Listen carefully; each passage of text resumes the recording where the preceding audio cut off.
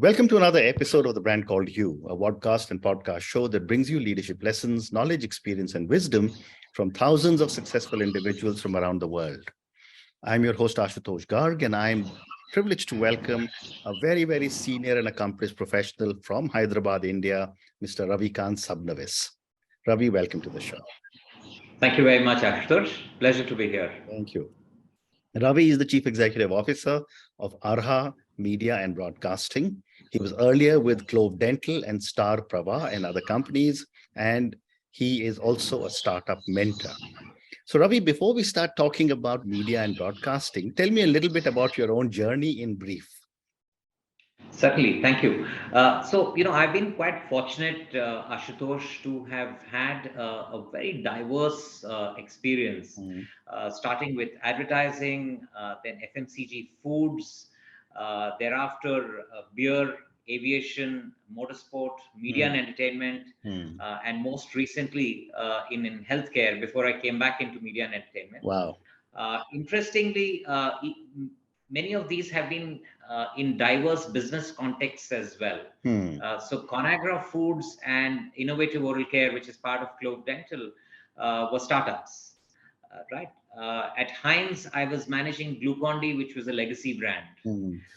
And at Kingfisher Airlines, it was a business decline. And at Blitz Multimedia Magazine Company, part of UB Group, and Star Prava, these were turnarounds. Wow. So work-wise, this is briefly, what I've been doing over the last 30 years. That's amazingly rich and diverse experience. So let's talk about Arha Media and Broadcasting. Tell me a little bit about this venture. Certainly. So Arha Media is the name of the company, and the brand is Arha. That's AHA. We are an entertainment platform, an OTT entertainment platform. Started 3 years back with Telugu content, and a year ago extended into Tamil content as well. So the company has done very well for itself, over 25 lakh subscribers, and the chosen path of the promoters and the team that is leading this is to grow organically. Without tie-ups with telcos and so on and so forth. So there's a lot of innovation that's been done in the space of web series and non-fiction shows, which we'll talk about along the way. And the plan is to extend into other languages, but with local talent. Wonderful. And any plans to get into Hindi? Not at the moment, Ashutosh. Our philosophy has been, to basically think local and act local. We started with Telugu. The plan is to deep dive into Telugu, and we are continuing to do that. We then moved into Tamil exactly a year ago, and we want to, immerse ourselves in Tamil and then move into Kannada and Malayalam. Wow. So in the immediate future, these are the two languages. And we believe that other regional languages are equally powerful in terms of an audience connect, if not more than Hindi alone. Fascinating. So my next question, Ravi, is that you've seen the television business up close for some time. How is the digital media changing the film and television business? That's an interesting question. So I think in the case of the film business, digital is probably playing a symbiotic role, Ashutosh, in the sense that, given the challenges cinema has been facing for some time with, the number of people going to cinemas becoming fewer and so on, the digital platforms are actually funding, in a way, cinema makers and allowing them to make or giving them an opportunity to make better cinema. So I think there is a symbiotic role there, as I said. In the case of television, there is pressure that's being put on TV from the digital medium, because actually, if you step back and look at it fairly simplistically, any consumer has X amount of time for entertainment. Now, that entertainment could come from cinema or television or OTT or short form content or news and so on and so forth. So the time for entertainment is more or less fixed. Correct. So there is pressure being put on television and need for them to innovate. Cinema, on the other hand, I think there's been a mutually beneficial relationship. Very interesting. And given the fact that you were television channels, are you also in the digital media space, which means are you streaming on small devices, etc., or are you purely a television broadcaster? You're talking about Arha Media? Yeah, yeah. Oh, we are on OTT platform. Oh, you're We are only not in a OTT. television. Oh, okay, Absolutely. I misunderstood. So then tell me, let me ask you the next question. Then, what are the challenges of so much competition that we see in the OTT platforms? So, if you look at it from a consumer's perspective, there is choice. There's greater choice, and not just in terms of platforms, but also in terms of variety of content. Correct. Whether it's a web series or simply news or short form content or gaming or movies and original movies as well, which are Correct. streamed exclusively on these platforms. So I think it's a good story for the consumer. But from a broadcaster's perspective or from the entertainment platform's perspective, it makes it that much more difficult. But if I were to spin this positively, I think it challenges us to give compelling content and good content and tell great stories. Otherwise, you don't stand a chance. Right. And yes, from a business perspective, it does mean, so that's one challenge. The other challenge is, there is only a certain amount of money in the consumer's pocket which she or he wishes to spend on entertainment. So you are competing, all of us are competing for that share of, money in her pocket. Well said. Well said. And we are also seeing, Ravi, a lot of movement of very senior stars onto the OTT platforms. One of the positives that we used to think of OTT was that it was giving a lot of new stars a chance and therefore throwing open the market. With all big stars coming in, do you see OTT changing?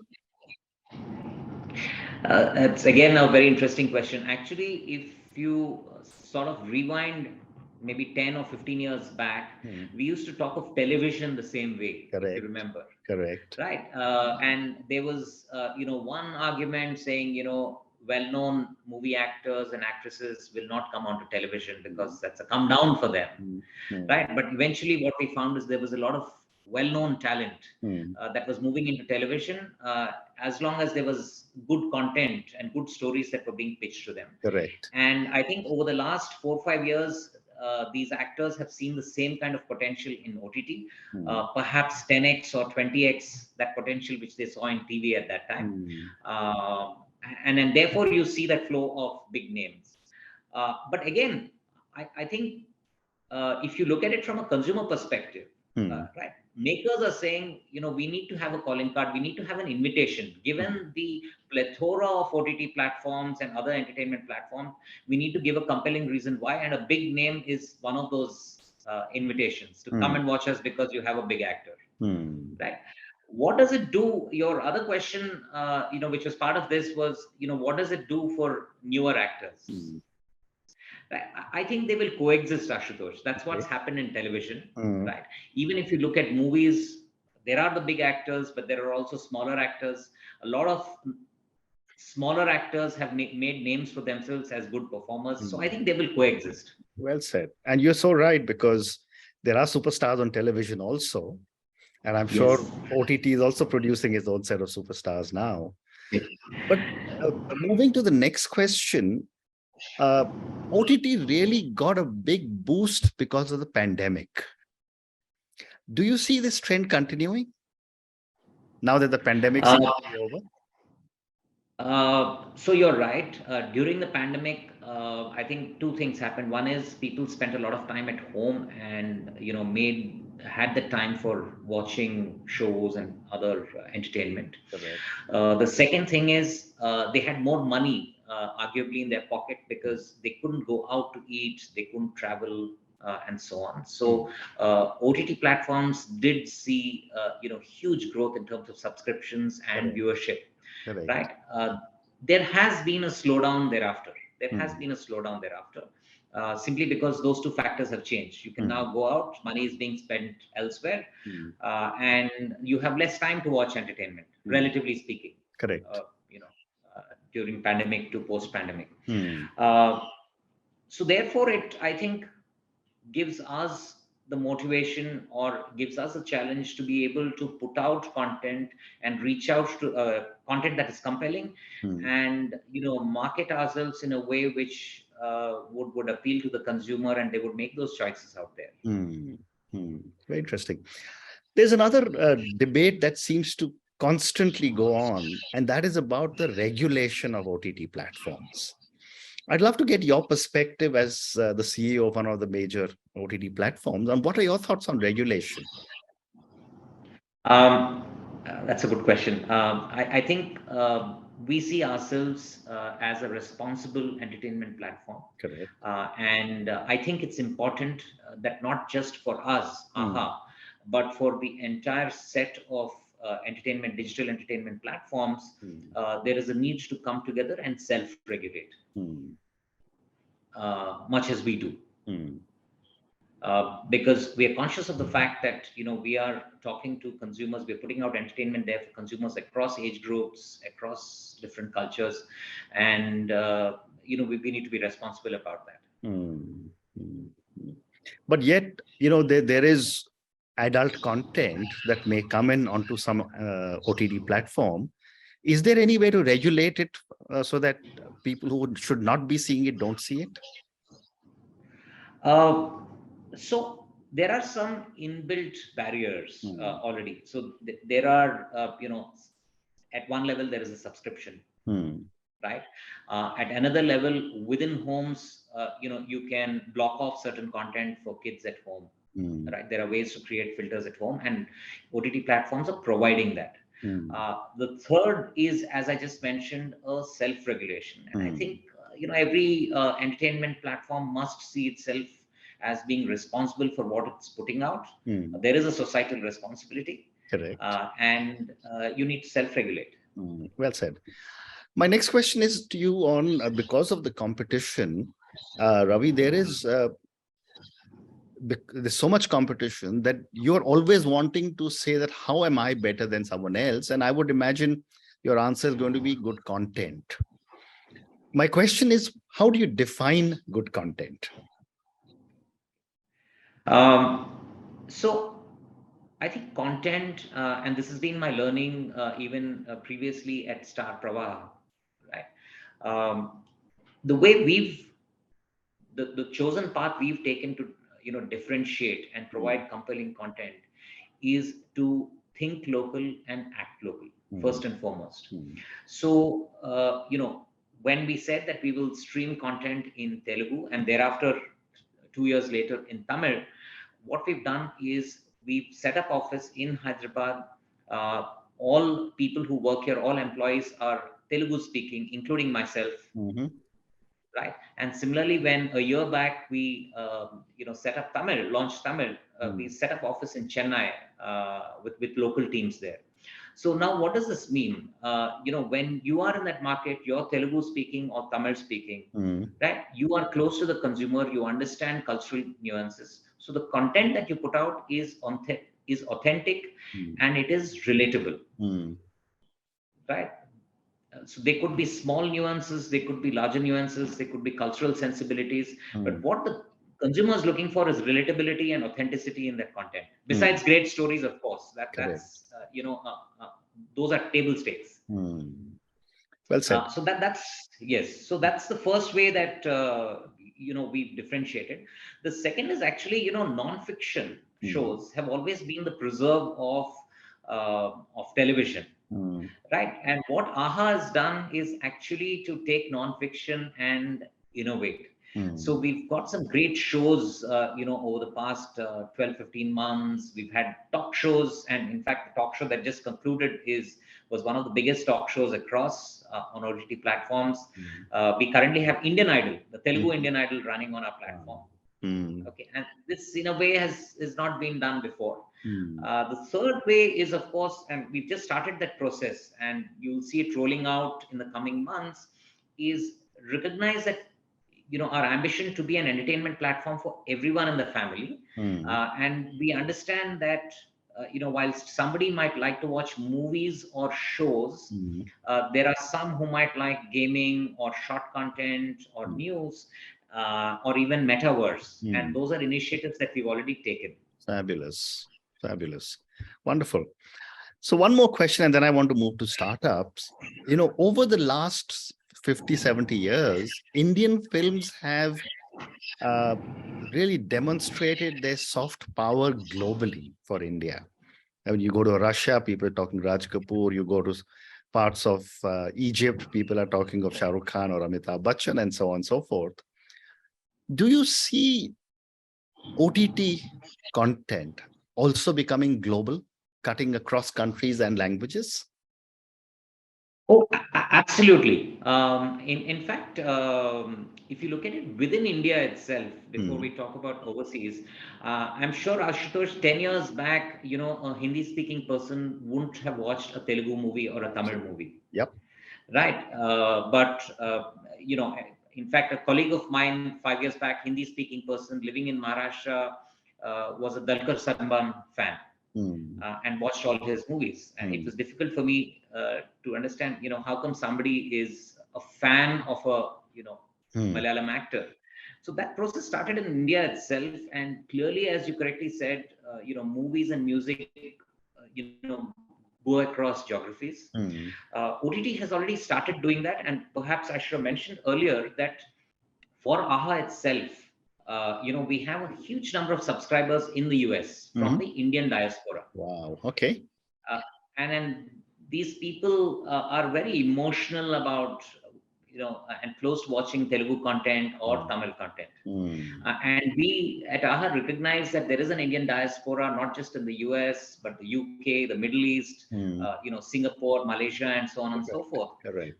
And we do have, a lot of subscribers there. And I think this is not restricted to Arha alone, but the same goes for other OTT platforms. Correct. In answer to your question. And I'm reasonably confident that, to the second part of your question, that it's not just people who speak that language, but there will be non-native speakers of that language who would also like to watch that content. You're right. I mean, I was talking to somebody else and they said, can you imagine the success of Korean drama subtitled in English? And it's a huge success. So you're absolutely right.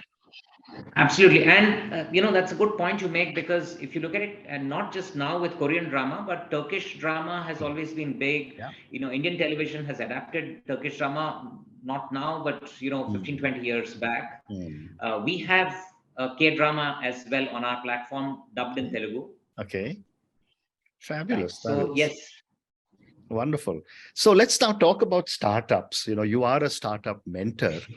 Tell me a little bit about the kind of mentoring you do for startups. Okay. So,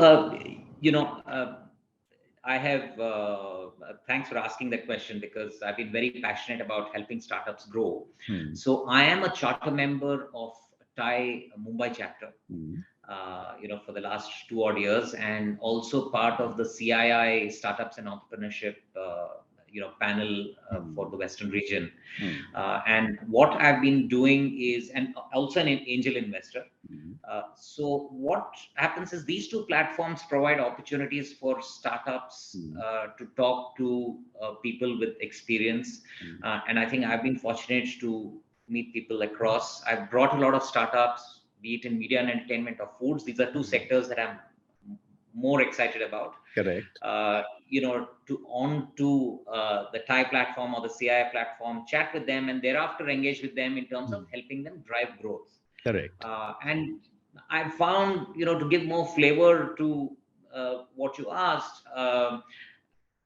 broadly classified as 3 problems they're trying to solve. Obviously everyone wants funding. Correct. Right. The second is startups, because they are small and don't have the money, they are unable to hire experienced talent. And that's where people like us come in. And that's our opportunity to give back. Correct.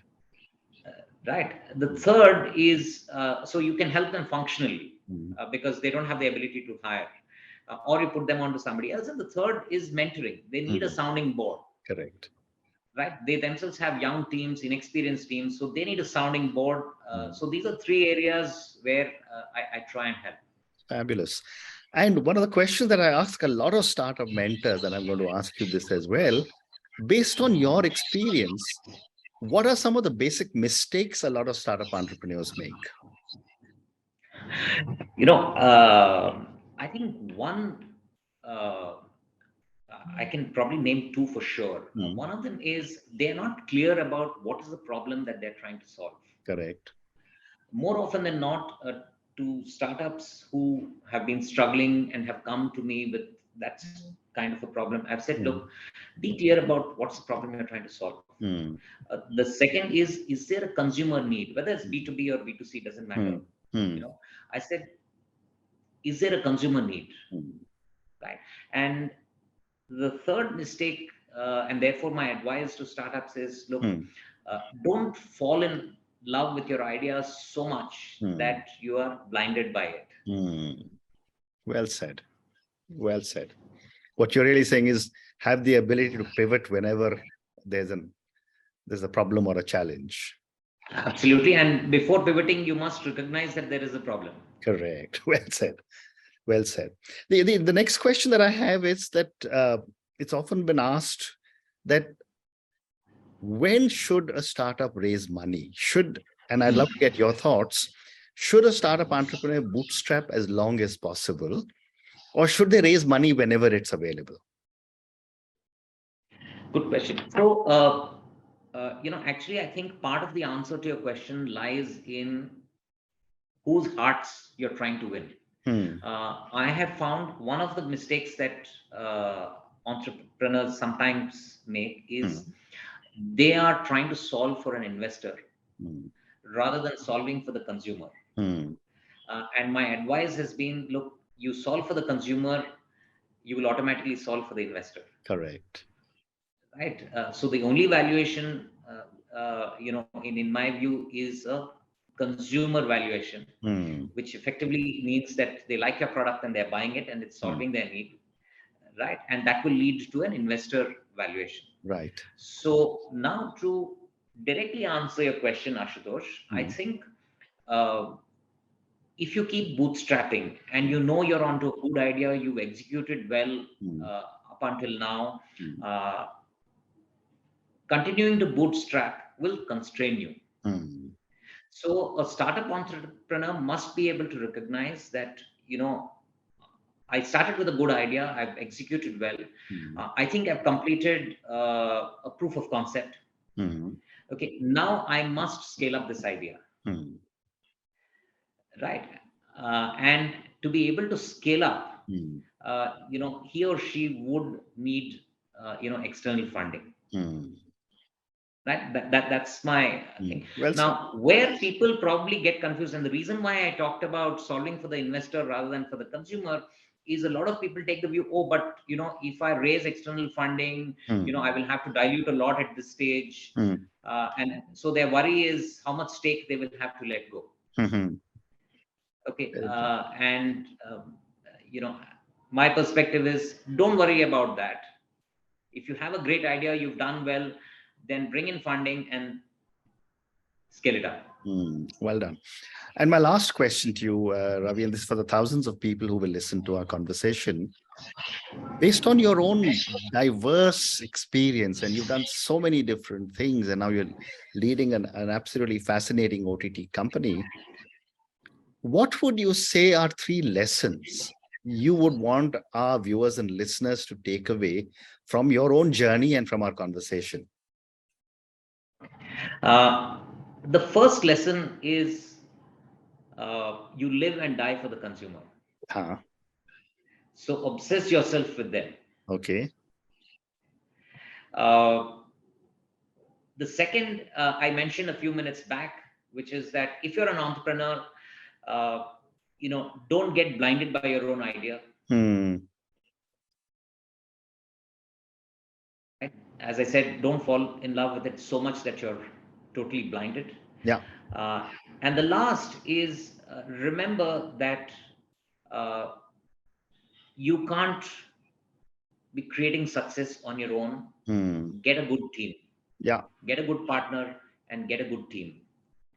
Well said. And that, on that note, Ravi, and your three amazing lessons: live and die for the country, don't fall in love with your own idea, don't get blinded by your idea, and get a good team. Thank you so much for speaking to me about your own amazing journey. Thank you for talking to me about Arha Media and Broadcasting, about Aha channels in Tamil and Telugu, and I will go and check out Aha, even though I don't understand the languages, but I would certainly love to go and see what is happening in the two channels. And someday, hopefully, we'll see you in Hindi as well, or English. Thank you also for speaking to me about all the work that you're doing for startups. Thank you for speaking to me. All the very best in your new role that is starting soon, and good luck. Thank you very much, Ashutosh. Pleasure to be on your platform. Thank you. Thank you. Thank you for listening to the Brand Called You videocast and podcast, a platform that brings you knowledge, experience, and wisdom of hundreds of successful individuals from around the world. Do visit our website www.tbcy.in to watch and listen to the stories of many more individuals. You can also follow us on YouTube, Facebook, Instagram, and Twitter. Just search for the Brand Called You.